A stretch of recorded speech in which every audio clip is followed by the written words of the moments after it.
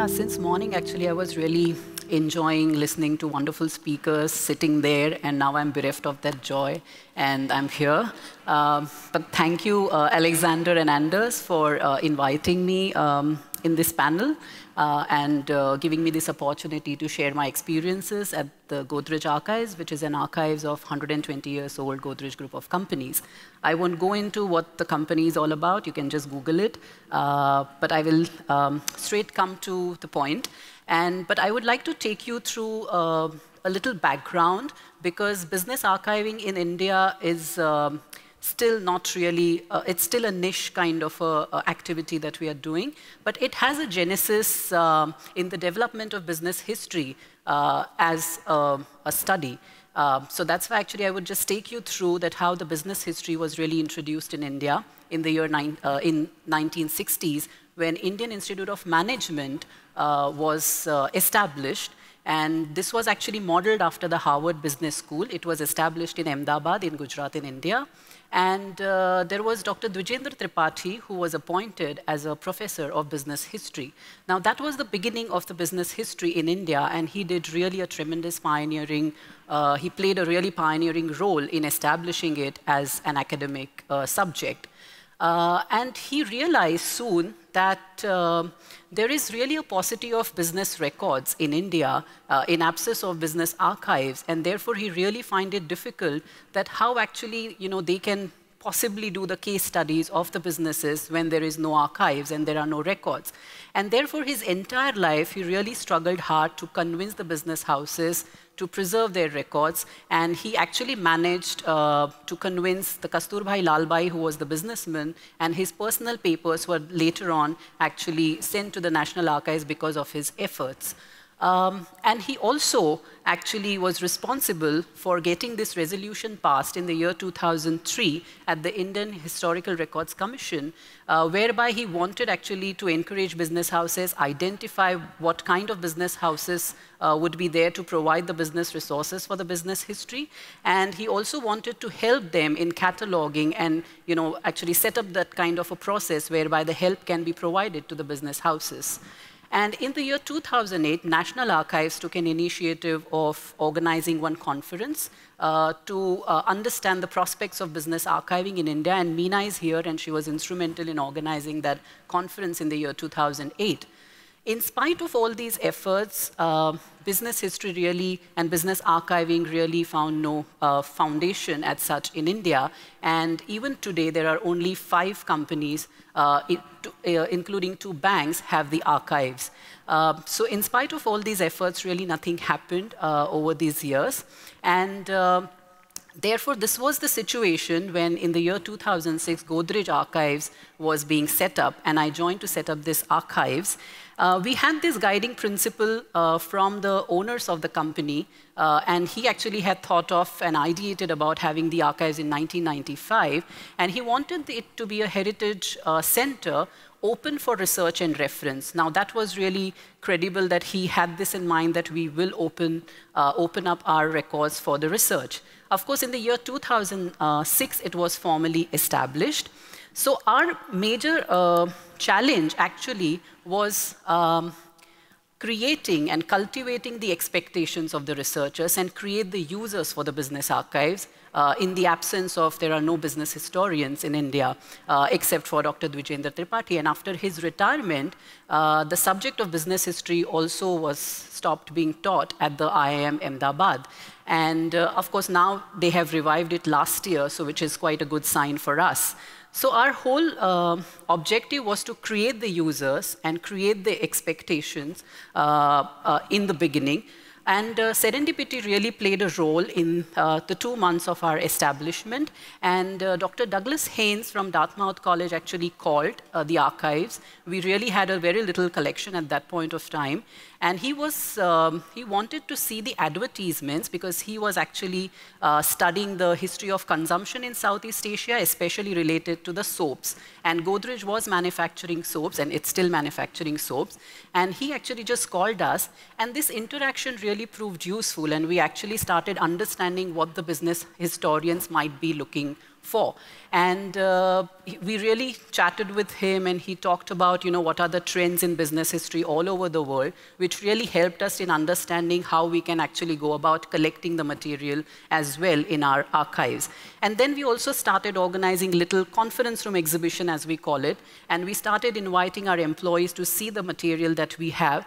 And that actually helped a lot of marketing department people to understand that what really they can use. So initial years where we were actually interacting, and this whole mediation and a dialogue really helped us in increasing the expectations, and we never really minded that they have really great expectation from us.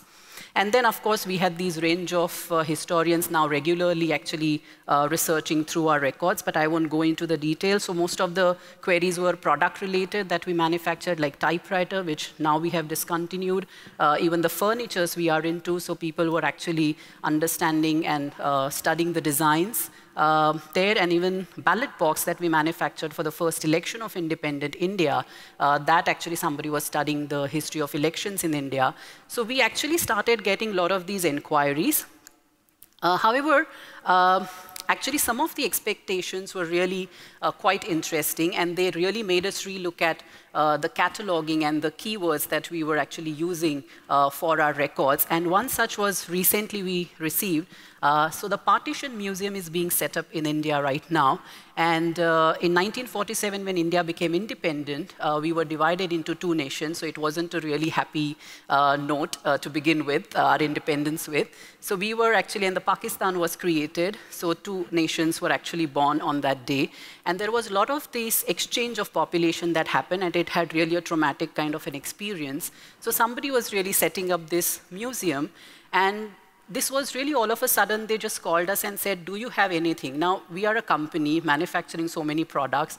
How can we really contribute to this? So we just typed, and we, in our database, and we found only one document, actually, initially, that talked about partition, because one of the employee at our dealer in Karachi, which is in Pakistan now, was actually shifting to India. So he was coming to India, and now he was seeking an employment, and whether he can actually join Godrej. But there was another thing. So we thought if the Karachi dealer was there, let's see the Karachi word in our database.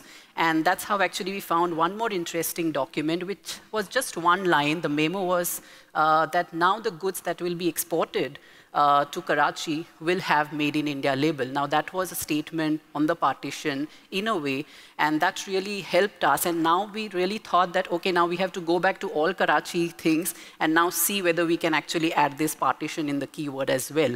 So actually, these are the queries which helped us in looking back at our annotation. Also, they helped us in appraising our records in a way. And then now there is an expanded notion of business archives, and this really came out of the blue when I met Amanda at the Milan conference of SBA. And when she heard that I'm from Godrej, she just came and asked me that, you're from Godrej? My father worked at it. Now, she was a British lady. I was really a little surprised that, how come your father worked at Godrej? He said, no, he was an Indian by origin. And before settling in England, he was working with Godrej. And she just gave me his name. And human resources files we are not right now keeping, because they have to maintain all these records. But what we are doing is we are keeping tab of these records, that what are the old records at the human resources. So we just send this name to our human resources department and said, just search in the 1940s files whether we have this file. And fortunately, we found this file. And she actually came to India to visit, and she was really thrilled to see that, what was the working life of her father. And we also found one interesting photograph of a cricket team of our company where her father also played. So you can see the cricket team here. So it was really lovely that, business archives can also help these kind of queries as well. And it was really quite touching when she really talked about her father. She also shared this photograph that you can see her father on telephone. And that was in one of our offices, old offices in Godrej. And she actually shared that with us. So these are actually some of the queries that really made us realize that business archives have a larger role to play than just chronicling the history of the businesses, because businesses cannot be studied in isolation. They really impact socially, culturally, and even the families, because many employees are like working for generations. Like father worked, and the daughter or a son was also working with us. So it's really an interesting kind of a history that emerged out of these queries. And now, of course, we are receiving the queries which are again challenging from the designers in our company and also the innovation team in our company, who are really interested in the old catalogs. And even the catalogs, the catalog that you see here is actually of an international brand, which we were really studying at that point of time in 1940s to understand the recent trends in furniture. And this was the CH7 chair, which was an iconic product in India for almost till 80s and 90s, and you can see in a lot of government offices these chairs that Godrej provided. So this was an iconic chair, so the designers were really interested in again studying that, and when they were designing the future office spaces, they actually used those designs, and they gave it a really nice young look to them with using bright colors like blue, red, and yellow.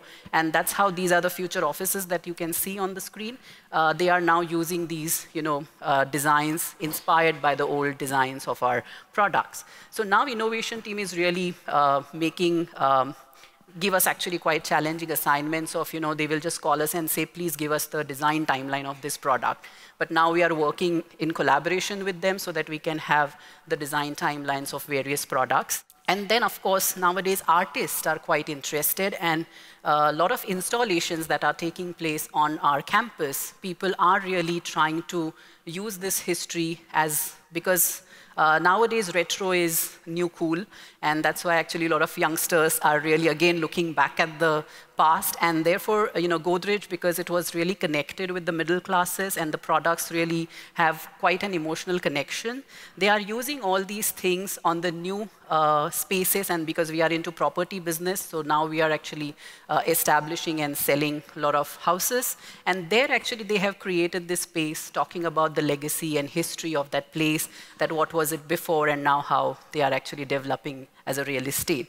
So these are really quite, give us an altered kind of a perspective, and these expectations are actually really quite good for us because they keep us on our toes, and we are really trying to find new meanings from what the collection that we have. So these are basically the queries that we receive on product, place, process, people, but I won't go into that. But there are difficulties because business historians are really patient. With the archives, they really go through each and every paper, each and every record. So they have that patience, but we also have these 2 minutes researchers. Now, this is a Nestle product, which is very popular in India. And these are 2 minutes noodles. So that's how actually they really will call and say, hey, Vrunda, I just need it in half an hour. And it's like, you can't really do that. You have like lots of records to like go through, and you can't really supply that. But now we have found a solution for these 2 minutes researchers, that we have created the baskets. We have actually studied what they really always look for. And now we know that, if this is a call from this department, this is the basket that you have to share with them. So that's what we are doing right now. But yeah, but it's fun. And then, of course, we are really obsessed with going digital because we have like information technology, we have skills in that. So India is really obsessed with going digital. And people just come and say, haven't you digitized everything? And they have really a surprised look that, how come you haven't digitized everything? I said, that takes time. You need infrastructure, you need to plan. But they come up with these expectations, and sometimes they will see it's really urgent. I want these all photographs. You just give me all 1,300 on the pen drive. I said, you can't really deal with that. You have to come to the archives, select it, and then we can provide you. And because of, now they are conditioned because of Google, social media, they actually expect from the archives also the same kind of a response. We actually tried doing one Google kind of a browser for one of our collections so that, at least people are like quite familiar with that browsing. So we have our search, engine like that. So we tried that, but it's really very difficult to cope up with these kind of expectation. And recently, one young boy actually just called us and said, I need Godrej history in 140 words. Thank God he didn't say 140 characters like Twitter. And so, yeah, I'm like, really, it's like 120 years old history. But still, we tried doing something for him. But it's really amazing that, how actually this digital world is, really increasing the expectations. And then, of course, there are these little queries that come whenever we have the exhibitions. People see them in the photograph, and then they want their photographs. So that's sometimes we have to really differentiate between, you know, what is really wanted and what is really needed. So that's something we have to like really keep doing that. And then sometimes, you know, they will see, because a lot of people really revere some of the founders of our company, so they want their photographs on the table. They want, you know, the township photograph on the table. So they will just call us, but then we have to really take decisions and decide that whether we can do that. You know, just because of their emotional attachment to the company, they wanted that. But then sometimes we give them a low risk so that they are also happy and we are also happy. So that's basically, you know, these are the challenges that researchers are now posing us. But it's really interesting that how actually we can really interact with them, and this engagement with the researchers as well as the business world is actually helping us. So I was actually reading Randolph Jimerson, who was the former president of Society of American Archivists, and he had once said that archives are no more you know, the sacred temples exercising power and control, but they are actually now a restaurant-like environment where the mediation and interpretation is possible. You know, you can engage with each other, interact with each other. So I think, you know, interaction with the researchers is really quite helpful. So their expectations are actually quite enriching, and we are also like, you know, then can direct our search for our collection in that way. So I would actually like to end on that note, which Anna Stoller, who is an anthropologist, so she actually said that basically archives are sites of knowledge production now. So we are actually into co-creating the resources for the future of business history. Thank you.